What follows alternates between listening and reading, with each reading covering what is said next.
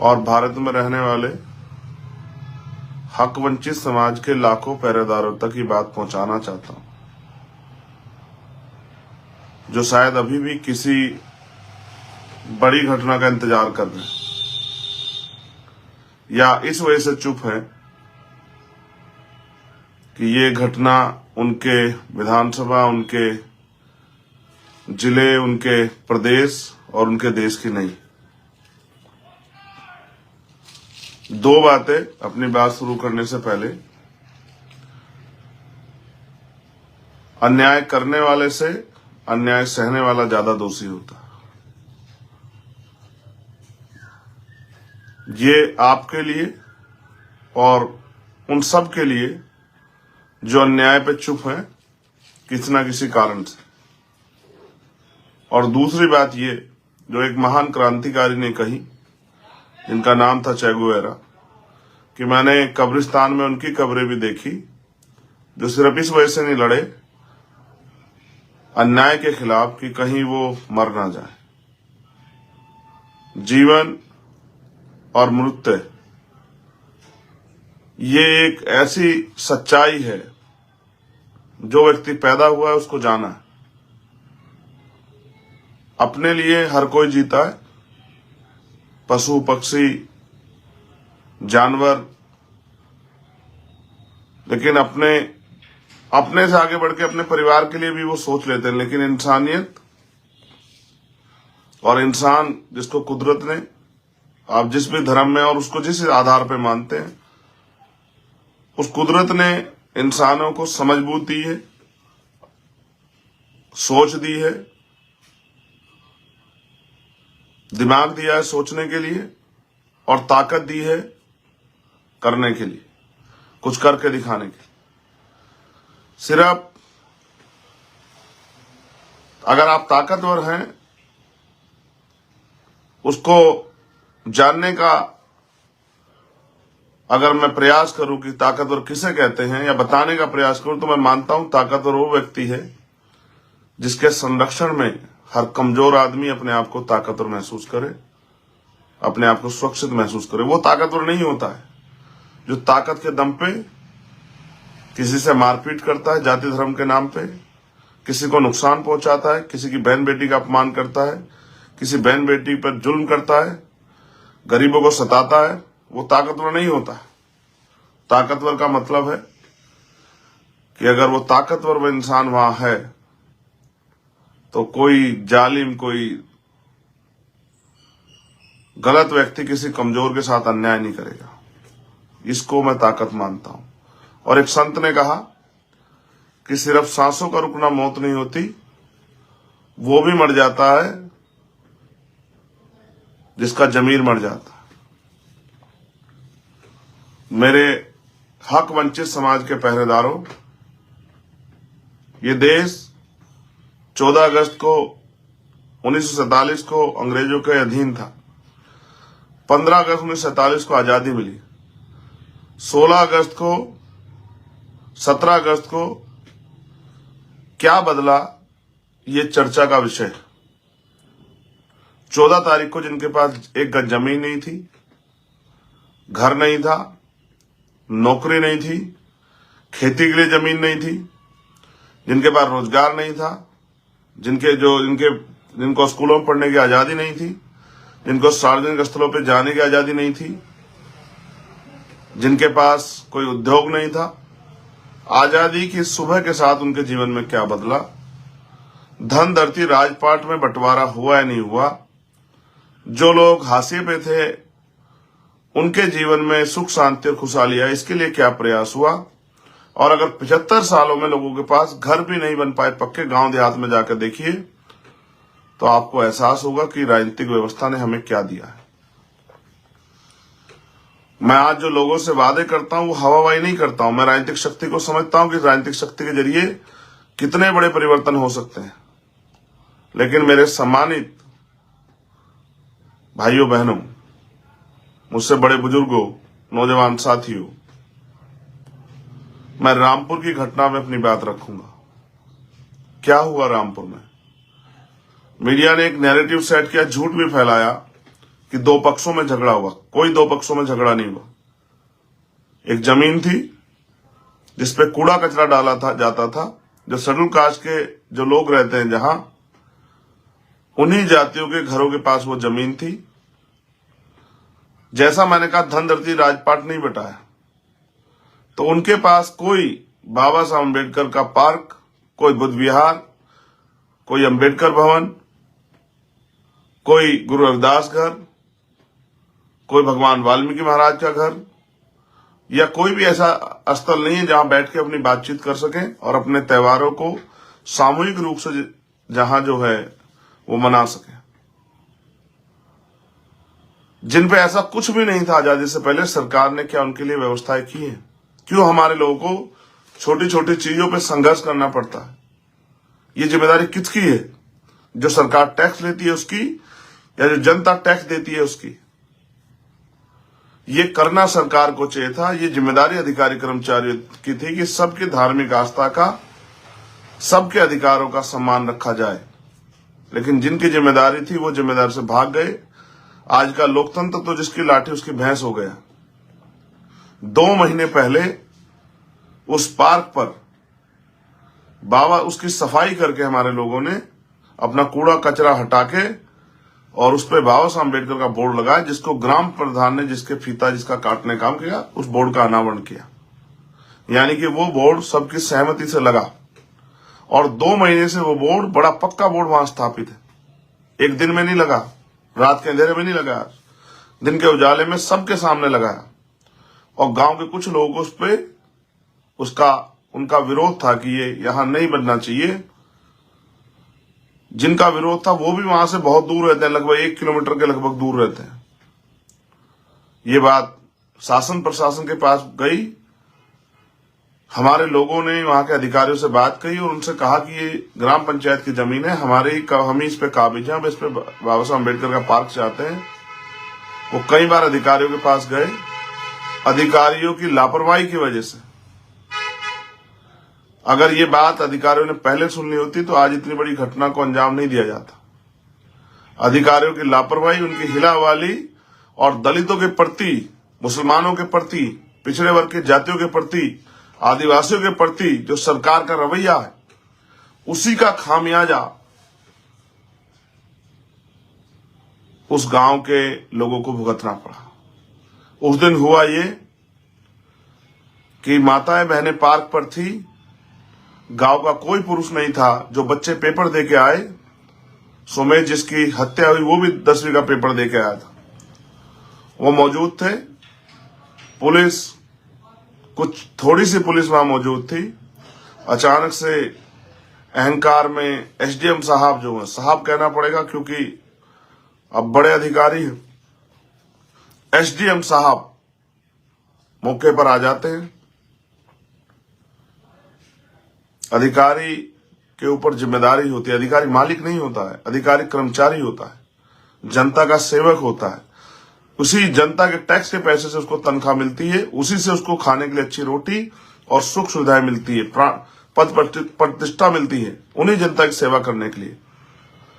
आते एसडीएम साहब खाकी पहने हुए कर्मचारियों को आदेश देते हैं कि इनको हटाओ। जब महिलाओं को हटाया जाता है तो महिलाएं इसका विरोध करती हैं। आप जाकर देखेंगे, मैंने जाकर देखा है, वो रेतीली जमीन है, एक कंकड़ आपको नहीं मिलेगा वहां। महिलाएं वहां लाठी डंडे तलवार लेके नहीं खड़ी थी, उनको तो उम्मीद भी नहीं थी कि उनके साथ क्या होगा। और फिर पुलिस की लाठी उन महिलाओं के शरीर पे पड़ती है, उनको पीटा जाता है, गलत जगह से छुआ जाता है, धक्के दिए जाते हैं। वो जो बच्चे उनके साथ खड़े थे वो विरोध का हिस्सा बनते हैं। आप महसूस कीजिए, लॉ एंड ऑर्डर मेंटेन के नाम पे जो तांडव वहां हुआ, नरसंहार जो हुआ वहां, उसको भी आप समझिए कि आपने कहीं नहीं देखा होगा पूरे देश में। हजारों घटनाएं हमने देखी हैं। बड़ी बड़ी जमीनों पे पूंजीपतियों ने कब्जा कर रखा है, दबंगों ने, ताकतवर लोगों ने कब्जा कर रखा है। वो एक गज जमीन नहीं छुटा सकती सरकार। इतनी पंचायत की जमीन जो है ग्राम पंचायत की दबी हुई है हर गांव में, कहीं 200 बीघे कहीं 300 बीघे, लेकिन उस 1.5-2 बीघे जमीन पर जो कि पहले से दलित उस पर काबिज थे, उस 1.5-2 बीघे जमीन के लिए गोली चलाई जाती है। नियत्ते दलितों पे, ये जलियांवाला बाग कांड जैसा है लगभग। गोली चलाई जाती है, एक बच्चे के सिर को चीर के गोली निकल जाती है फाड़ते हुए, और एक बच्चे को 2 टांग में गोली लगती है, एक को हाथ में लगती है। और ये होने के बाद भी पुलिस गोली चलाती है। 8-10 राउंड जो मुझे बताया गया गोली चली। जब उसके परिवार के लोग उस बच्चे को खींच के बाबा साहब के बोर्ड पर ले आते हैं, और जब अहंकारी एसडीएम को वो नौजवान 17 साल का खून में लथपथ बंद सांस से दिखाई देता, तो एसडीएम के पैर उखड़ जाते हैं, एसडीएम भाग जाता है। आपने देखा कोई एसडीएम नाम पद का कर्मचारी पत्थर उठा के महिला को पीटता है, और मैंने वीडियो भी जारी करवाई, आप देखिए किस तरह से जातिगत गालियां दी जा रही हैं, जैसे मन मना के ये सब चीजें की गई। फिर बड़े बड़े अधिकारी पहुंचते हैं, परिवार अड़ जाता है कि किसी भी कीमत पे हम डेड बॉडी नहीं उठने देंगे, हम अपने बच्चे को न्याय दिला के रहेंगे। अधिकारी जाके समझाते हैं, बात आगे बढ़ती है। जो पुलिस पूरे गांव की घेराबंदी कर देती है, नया आदमी कोई जा नहीं पाता है, और बड़ी देर के बाद घायलों को अस्पताल लेके जाया जाता है। आपको जान के अचरज होगा कि सोमेश ने तो मौके पर दम तोड़ दिया, लेकिन अमित जो अस्पताल जाता है उसके दोनों पैरों में गोली लगी हुई है, और यह बताया गया कि उसके पैर में गोली है, फंसी हुई है गोली। लेकिन आपको जान के आश्चर्य होगा, मैंने कुछ देर पहले ट्वीट किया था, कुछ घंटे पहले, अभी तक अमित के पैर की गोली नहीं निकाली गई।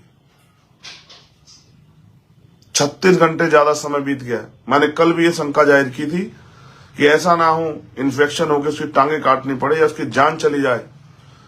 क्यों सरकारी हॉस्पिटल में उसका इलाज अच्छा नहीं हो रहा है? क्यों उसको हायर सेंटर रेफर नहीं किया जा रहा है? अगर डॉक्टर कमी है, किसी और चीज की कमी, क्योंकि वो आई विटनेस है, उसने मौके पर देखा है सब चीजें होते हुए, वो एक एक आदमी को पहचानता है।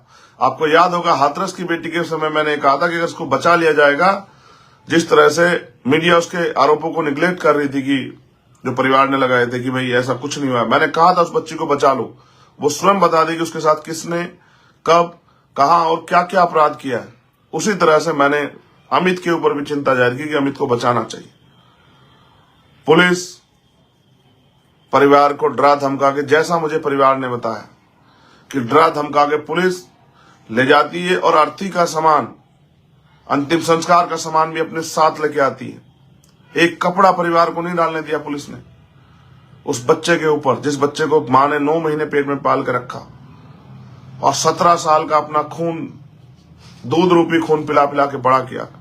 जिस पिता ने भूखे प्यासे रह के अपने बच्चे के लिए सपने देखे, वो पुलिस मैन बनना चाहता था, लेकिन उसको नहीं पता था कि उनके द्वारा दिए गए टैक्स के पैसे से जो गोली आएगी सरकार की, उसी गोली से, उसी पुलिस के जरिए उसको ये दुनिया छोड़नी पड़ेगी।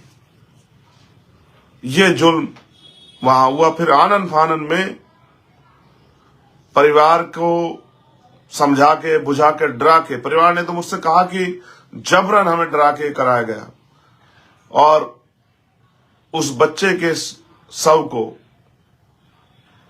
अंतिम संस्कार कर दिया गया। मां चीखती रही, बहन चीखती रही, भाई चीखते रहे। मुझे संभल में 3 घंटे ज्यादा डिटेन रखा गया। मैं लड़ता रहा कि मुझे जाना है, जाना है। फिर जब मैं वहां पहुंचा, मैंने परिवार से बात की, तब उन्होंने मुझे सारी बात बताई। आपको जान के बड़ा अचरज होगा कि नालायक कर्मचारी अधिकारियों का दिल तब भी नहीं पसीजा उस एफआईआर में। उनकी जो मांगे हैं, वो तो सीधे सच्चे लोग हैं, उन्होंने किसी के खिलाफ मुकदमा नहीं दर्ज कराया अब तक। उन मांगों को इस तरह से लिखा गया है, किसी एफआईआर में आपको पीड़ित पर परिवार के लिए जो मांगे समाज रखता है कि भाई इनको मुआवजा दिया जाए, इनके लिए ये किया जाए, इनको नौकरी दी जाए, ये पार्क बने, दोषी अधिकार, उसको एफआईआर में लिखा जाता है, एफआईआर की मजाक बनाने के, एफआईआर को कमजोर करने के लिए। अभी तक मुझे बिल्कुल अभी की जानकारी नहीं है कि क्या उस बच्चे की टांग से गोली निकली या नहीं निकली, लेकिन अब कई बातें मेरे सामने ये है, आखिर किसके इशारे पे एसडीएम साहब ने गोली चलाने के आदेश दिए। आखिर वो क्या था? कोई धन का लालच था, किसी पद का लालच था, किसी नेता ने उनको फोन करके करने कहा? इसलिए मैंने न्यायिक जांच की मांग की और आज मैंने सीबीआई जांच की मांग की, सुप्रीम कोर्ट या हाई कोर्ट के किसी जज की निगरानी में। क्योंकि जो लोग आज ये कह रहे हैं कि वहां जबरदस्ती वो कर दिया, जमीन पे वो कर दिया, सच सामने आना चाहिए। वो तब आएगा कि किसकी गलती और किसके इशारे पे ये हुआ, किन नेताओं के फोन उस अधिकारी को गए, वहां के एसएसपी को गए, वहां के एसपी को गए, सीओ को गए, थानेदार को गए, चौकियों के लोगों को गए। आखिर कॉल डिटेल पता लगनी चाहिए, किन से वो बात कर रहे थे जिनके आदेश पे उन्होंने तत्काल गोली चलाने का आदेश दे दिया। ये घोर लापरवाही। और क्यों जब दलितों, पिछड़ों, मुसलमानों, आदिवासियों की बात होती है, सिखों की बात होती है, बौद्धिस्टों, ईसाइयों की बात, तब पुलिस की बंदूक में इतना जोर कहां से आ जाता है कि वो सीधी सर में गोली मारते हैं? ये सवाल, और इन सब के सवालों के जवाब तब मिलेंगे जब इस घटना की सीबीआई जांच होगी, फेयर जांच। आप महसूस कीजिए, मैंने जो मांगे उठाई हैं वहां परिवार की मांग नहीं, हमारी सबकी मांगे हैं कि मुख्यमंत्री जी कहते हैं कि सबका साथ, सबका विकास, सबका विश्वास। तो ऐसी घटना लखनऊ में हुई, लखनऊ में ऐसी घटना हुई और पुलिस वाले ने एक कर्मचारी को गोली मारी जो प्राइवेट कर्मचारी था। 50 लाख रुपए की नौकरी, एक सरकारी मुआवजा दिया सरकार ने, 50 लाख रुपए और एक सरकारी नौकरी दी सरकार ने, क्लास 1 की सरकारी नौकरी। और ऐसी घटना गोरखपुर में हुई, होटल में एक व्यापारी को पुलिस ने मार दिया। पहले पुलिस बचाव करती रही और बाद में मानना पड़ा कि जो अपराध हमसे हुआ, 50 लाख रुपए शायद और एक सरकारी नौकरी उस परिवार को दी। इसलिए मैंने मांग की कि ये भी पुलिस की गोली द्वारा हत्या हुई है, इस परिवार को भी जब न्याय सबके लिए समान होना चाहिए, तो ये भाजपा का चाल चित्र देखने का समय आ गया है कि वो इस परिवार की क्या मदद करती है। क्या वो इस परिवार को मुख्यमंत्री 50 लाख रुपए और एक सरकारी नौकरी देंगे? क्या उन अधिकारियों पे कार्रवाई होगी? क्या उन पुलिस कर्मियों पे कार्रवाई होगी? ये सब देखने का विषय। आपको जान के आश्चर्य होगा, अभी तक 302 का एक आरोपी गिरफ्तार नहीं हुआ। सभी आरोपी वहीं अस्पतालों में खुलेआम घूम रहे हैं, दहशत का माहौल बना रहे हैं। ये सब सत्ता की साठगांठ के बिना नहीं होता। किसी कर्मचारी अधिकारी की इतनी हिम्मत नहीं कि बिना सरकार के नेताओं के, अधिकारियों के, जिलाध्यक्ष के, पदाधिकारियों के आदेश के बिना इतने बड़ी घटना को अंजाम दे दे। और ये भी आपको जानना चाहिए कि ये कैसा आजाद भारत है जहां चंद गज जमीन के लिए पुलिस जनता को गोली मारने लगी है। ये चिंता का विषय है। क्या दलितों की जान उत्तर प्रदेश में इतनी सस्ती हो गई है? क्या दलितों की जान उत्तर प्रदेश में इतनी सस्ती हो गई है कि उनको गोली मारते हुए सोचा भी ना जाए कि इनका क्या होगा? ये सब हमारे लिए चैलेंज है। अगर आप ये सोच के बैठे हैं कि ये सोमेश के साथ हुआ, अमित के साथ हुआ, तो ये आपके यहां भी होगा जब आप अपने अधिकारों के लिए लड़ोगे। हम संविधान को मानने वाले लोग हैं, लेकिन ये संविधान को कुचलने का प्रयास है। ये राजतंत्र जैसा, जैसे राजा ने आदेश दिया और सेना ने किसी की हत्या कर दी। आप इस पे कब तक चुप्पी थाम के रखेंगे? अगर अमित को कुछ होता है या अमित का अच्छा इलाज नहीं होता, अभी मैंने एफआईआर भी पढ़ी, 307 नहीं लगी एफआईआर में क्योंकि अमित को गोली लगी हुई है, 307 धारा नहीं लगी है। तो अगर अमित को कुछ होता है, उन महिलाओं की मैंने देखे, उन बहनों के अंगूठे टूट गए हैं, पैर की हड्डी में चोट लगी है, मैंने उनसे भी कहा कि आप लोग भी अपना मेडिकल करा के एफआईआर कराओ। पुलिस को कोई अधिकार नहीं है, जेंट्स पुलिस को महिलाओं को पीटने का कोई अधिकार नहीं है। महिला पुलिस अगर महिलाओं को रोकने का काम करती समझ आता, लेकिन अगर पुरुष पुलिस महिलाओं को पीटने का काम करती है, उनको जातिगत गालियां देती, तो आप समझना चाहिए कितना प्रेशर होगा पुलिस के ऊपर, कितना जो है उनको कहा गया हुआ है सब करने के लिए। और ये एक साजिश भी हो सकती है पिछड़े और दलित वर्ग के लोगों को लड़वाने की। जैसा मैंने कहा, दो पक्षों में कोई विवाद नहीं था जो मीडिया ने चला है, कोई विवाद नहीं था। विवाद था, वो भूमि पे काबिज थे और पुलिस उनको हटाना चाहती थी, वो बुलडोजर ले आई। लेकिन बाबा साहब का बोर्ड हटने देने के लिए, बाबा साहब के अपमान को अपने आंखों से देखने के लिए हमारी बहनें, महिलाएं तैयार नहीं थी। आप समझिए, एक बाबा साहब के बोर्ड के लिए वो महिलाएं जो बहुत पढ़ी लिखी नहीं है, उनके दिल में बाबा साहब की जगह है। अगर बाबा साहब के संविधान से छेड़खानी करने का भारतीय जनता पार्टी प्रयास करेगी तो इस देश में क्या होगा? ये अम्बेडकरवादियों की ताकत है। ये बाबा साहब ने जो हमारे लिए किया, और उनके बाद के जो महापुरुष थे, माननीय काशीराम साहब और जो उनके और साथी थे, उन्होंने ये आंदोलन के जरिए हमारे दिलों में भर दिया कि बाबा साहब अम्बेडकर के सम्मान और संविधान के सम्मान के लिए हम कुछ भी कर सकते। 2 अप्रैल 2018 का आंदोलन इस बात का उदाहरण है कि जब हम अपने हकों को बचाने के लिए आएंगे तो हर कीमत से गुजर जाएंगे। मेरे भाइयों बहनों, बहुजन समाज के पहरेदारों, ये संविधान है जो पाल, प्रजापति, कश्यप, सैनी, मौर्य, शाक्य, कुशवा, निषाद, राजभर, जाट, गुर्जर, विश्वकर्मा, सैन का बच्चा, चमार, वाल्मीकि, पासी, धोबी, कोरी, खटीक का बच्चा, मुस्लिम समाज में जो बैकवर्ड जो है, बैकवर्ड जातियां जो हैं, ओबीसी जातियां, उनके बच्चे कुर्सी पर बैठ जाते हैं संविधान की वजह से। और ये कुर्सी पे बैठना आपको चुभ रहा है सत्ता में बैठे लोगों को, इसलिए वो लगातार आरक्षण पे हमला कर रहे हैं, लगातार सरकारी नौकरियां खत्म कर रहे हैं, लगातार लोकतंत्र की हत्या कर रहे हैं, पैसे के आधार पर राज करना चाहते हैं और डंडे के आधार पर राज करना चाहते हैं। आज नहीं जागे तो कब जागोगे? कल किसी सोमेश अमित के साथ फिर ये होगा। और अकेला चंद्रशेखर कितनी घटनाओं में जा क्या क्या कर लेगा। पूरी हिम्मत तो करता हूं सभी जगह पहुंच जाऊं, पूरी हिम्मत करता हूं, लेकिन राजनीतिक ताकत भी बन जाए इसलिए भी लड़ रहा हूं, प्रयास कर रहा हूं, संघर्ष कर रहा हूं। मैं ये सवाल छोड़ता हूं आपके सामने, आखिर इससे ज्यादा आगे बढ़ के हम लोग क्या कर सकते हैं? और अगर आज भी आप चुप हैं और हमारा साथ नहीं दे रहे हैं तो आप सोचिए कि कल जब कुछ बचेगा नहीं तो फिर आप लड़ाई को किसके सहारे और कैसे लड़ेंगे? मैं सीबीआई जांच की मांग करता हूं, जिससे दूध का दूध और पानी का पानी हो जाए और उन अधिकारियों पे सख्त कार्रवाई की मांग करता हूं। सिर्फ हटाने से काम नहीं चलेगा, उनको नौकरियों से, उनको जो है उनकी नौकरियों से बर्खास्त उनको किया जाए और उनको गिरफ्तार करके जेल में भेजा जाए। उस परिवार की मांगों को माना जाए। जिस तरह का न्याय मुख्यमंत्री ने अन्य लोगों के साथ किया, क्या मुख्यमंत्री जातिवादी हैं जो दलितों के साथ एक ट्वीट नहीं कर पाया अभी तक? इतनी बड़ी घटना पर उनके पुलिस के द्वारा जो अपराध किया गया उस पर क्या मुख्यमंत्री इस परिवार को मिलने बुलाएंगे या मिलने जाएंगे? दलितों का हितैषी होने की बात करने वाले मुख्यमंत्री जी, दलित सम्मेलन करने वाले हापुड़ से बहुत दूर, देरी का रास्ता नहीं। आपने पहला सम्मेलन हापुड़, उसमें बुलंदशहर हापुड़ में किया था। क्या आप जाएंगे परिवार से मिलने? क्या आप उनके आंसू पूछेंगे? उनके घर खाना खाने का दिखावा करने वाले मुख्यमंत्री जी, प्रधानमंत्री जी, क्या आप दलितों के आंसू पूछोगे? ये कहने वाले कि दलितों को मत मारो, मुझे मार लो, ये बातें करने वाले प्रधानमंत्री जी, क्या आपका दिल पसीजा? जब 17 साल के बच्चे के साथ खून की होली आपकी उत्तर प्रदेश की डबल इंजन की सरकार की पुलिस ने खेली, उस मां को आप जवाब दे पाएंगे? उस बहन को जिसने अपना भाई खो दिया उसको जवाब दे पाएंगे? उसके पिता को जवाब दे पाएंगे? रोज ये घटनाएं होती हैं, रोज होती हैं। मैं सब पे नहीं जा सकता, मगर मैं आपसे पूछना चाहता हूं कि अपने देश में क्या हम दसवें दर्जे के नागरिक नहीं हो गए?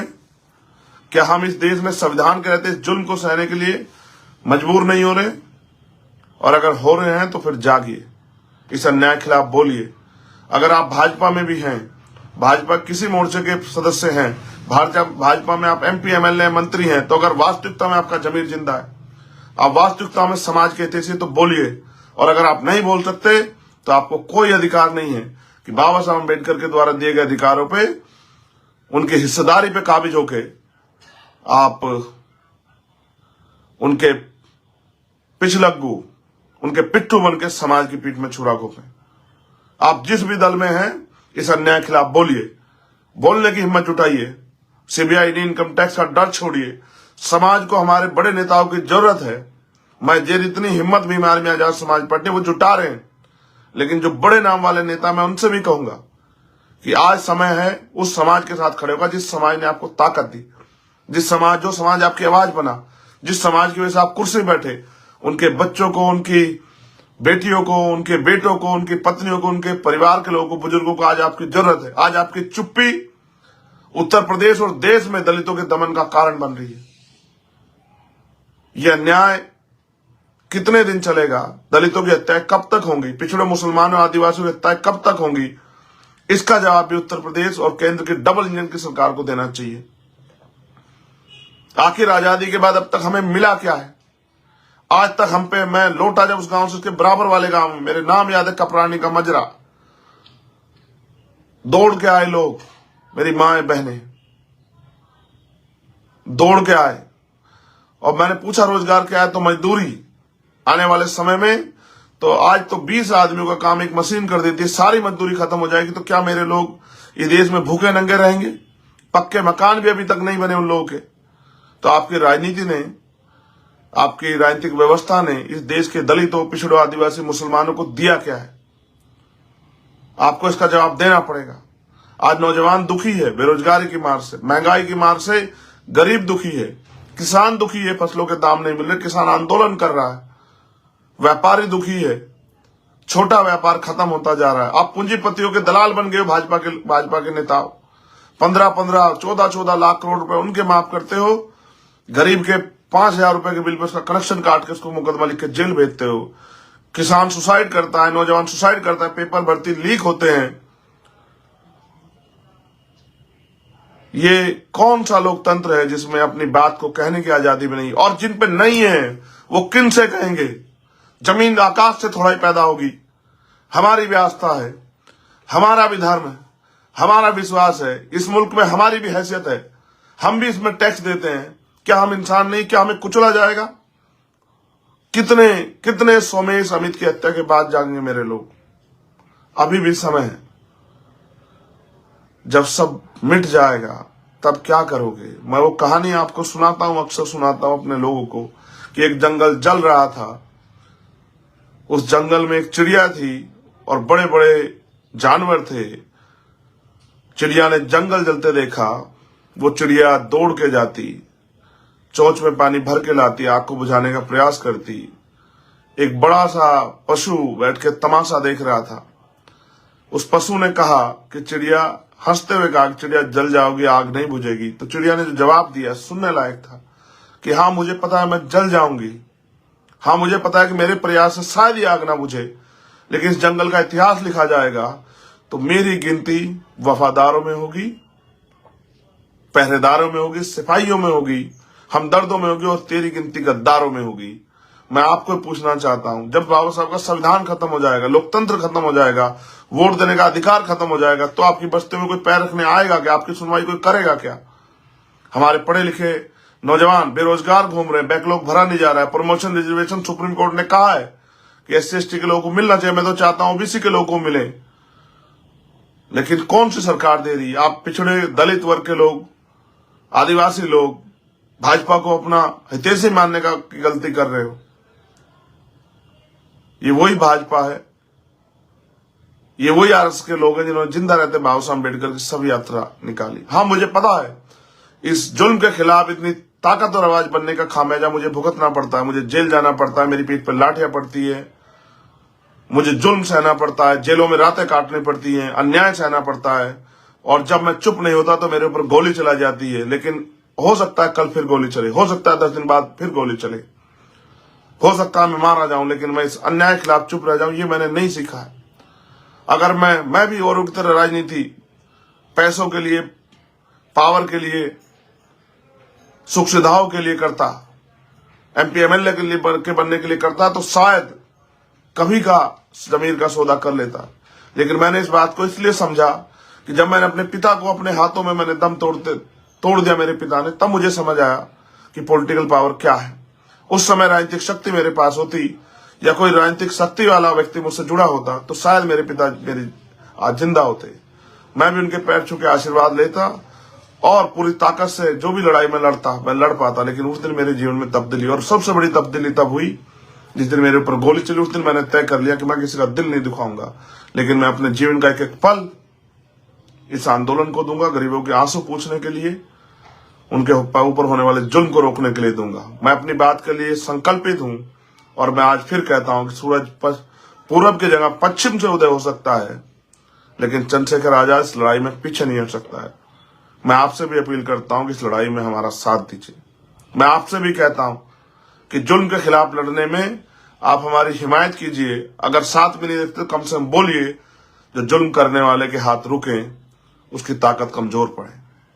ये लोकतंत्र है, यहाँ जनता के पास ताकत है। आप तय करते हो कि कौन कौन ताकतवर होगा, कौन कमजोर होगा।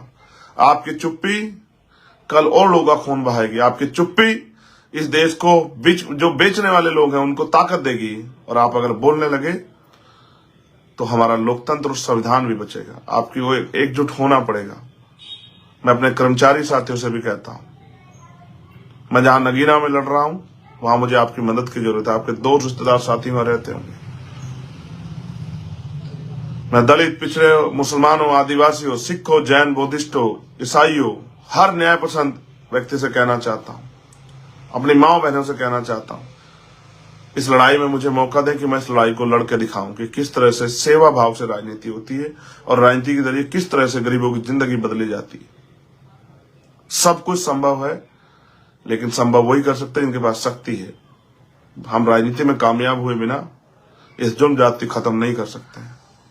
तो नगीना के लिए मेरी आपसे अपील है और संगठित होने की देश भर में आपसे अपील है। और कितनी जो है परीक्षा देने के बाद आपको समझ आएगा कि इस देश में कौन लड़ रहा है और कौन बैठ के तमाशा देख रहा है। मैं किसी को बुरा नहीं कह रहा हूं। जिस दिन मेरे ऊपर गोली चली उस दिन मुझे समझ आया कि जीवन तो एक दिन खत्म होना है, उससे पहले अच्छा प्रयास किया जाए कि समाज अपने पैरों पर खड़ा हो जाए। मैं एक एक व्यक्ति को जो फील्ड में मिलता है उसको भी समझाता हूं, जहां सैकड़ों लोग होते हैं, हजारों, उनको भी समझाता हूं कि इस देश में अगर जीना है तो राजनीतिक शक्ति कितनी जरूरी है और जागरूक होना कितना जरूरी है। मेरा प्रयास है भीम आर्मी आजाद समाज पार्टी के साथियों के माध्यम से कि लोग जागरूक हो। जिस दिन लोग जागरूक हो गए उस दिन अपने अधिकारों को प्राप्त कर लेंगे। आप महसूस करो, इतने लोगों की जिंदगी बदल गई बाबा साहब अम्बेडकर संविधान देखिए। ये संविधान नहीं रहेगा तो हमारी आजादी का क्या होगा। हम किस बात का इंतजार कर रहे हैं। इस जुल्म को रोकने के लिए बोलना सीखिए, लोगों को जागरूक करना सीखिए। और मैं फिर कहता हूं, मैं सरकार को चैलेंज देके कहता हूं, सरकार एक बात जान ले कि हम संविधान के खिलाफ कोई भी अन्याय या कोई भी साजिश बर्दाश्त नहीं करेंगे, लेकिन हम अपने लोगों को मरने भी नहीं देंगे। आज करो मरो की स्थिति में मैं आपसे मदद की अपील करता हूं कि आप इस लड़ाई में मेरे साथ खड़े हो। मुझे गाली देने की, मेरे विरोधियों को मैं कहूंगा, मुझे गाली देने की बजाय एक बार मुझे मौका देके देखिए, मेरे साथ खड़े होकर देखिए, आपको एहसास होगा कि चंद्रशेखर आजाद जिसने जान को दांव पे लगा दिया। लोग पेट के लिए, पैसे, पावर के लिए, साधन संसाधन के लिए सब काम करते हैं, और मैं, क्योंकि मैं गरीबी में पल के आया हूं, दुख सह के आया हूं, मैं अपने लोगों के जीवन बदलने के लिए इस काम करना चाहता हूं। मैं हर उस माँ की आवाज के आंसू पूछना चाहता हूं जिसने बचपन से लेके और अब तक जो है गरीबी, बेबसी, लाचारी देखी, जिसने कभी सुख सुविधाएं देखी नहीं।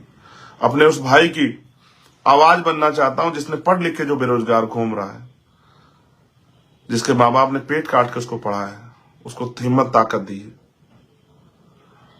मैं उस बहन की आवाज बनना चाहता हूं जो आज भी भारत और उत्तर प्रदेश प्रदेश के किसी भी कोने में डर के साए में जी रही है कि उसके साथ कभी भी कोई अन्याय, अपमान हो सकता है। मैं और उस कमजोर की आवाज बनना चाहता हूं जिसको दबाया जा रहा है, जिसके साथ जुल्म हो रहा है। मैं संविधान के रक्षक के रूप में इस लड़ाई को आगे बढ़ाना चाहता हूं, आपसे मदद चाहता हूं। मैं सरकार से कहूंगा, आप कमजोर मत समझिए कि हम इस लड़ाई को भूल जाएंगे और चुप हो जाएंगे। एक बहुत बड़ा आंदोलन हम लोग इसी लड़ाई को आखिरी लड़ाई मान के रामपुर की लड़ाई को तय करेंगे। आप मेरी बात को याद रखना। क्या तो सरकार जिस तरह से और लोगों को न्याय दिया उस तरह से उस परिवार को न्याय दे, वरना उत्तर प्रदेश और देश में कमर कस ले कि हम किसी से बड़े आंदोलन करने के लिए तैयार हैं। इस दर्द को रोज रोज अपने लोगों को मरता देख के जो तकलीफ होती है वो ऐसे नहीं, उसको नहीं बताया जा सकता शब्दों में। ये स्वीकार्य नहीं है। मुख्यमंत्री जी, इस अन्याय को रोकिए, और आपसे नहीं रुकता तो कुर्सी खाली कीजिए। अगर आपसे नहीं होता है, झूठ बोलना बंद कीजिए, दिखावा करना बंद कीजिए। जय भीम, जय भारत, जय संविधान, जय विज्ञान, जय लोकतंत्र।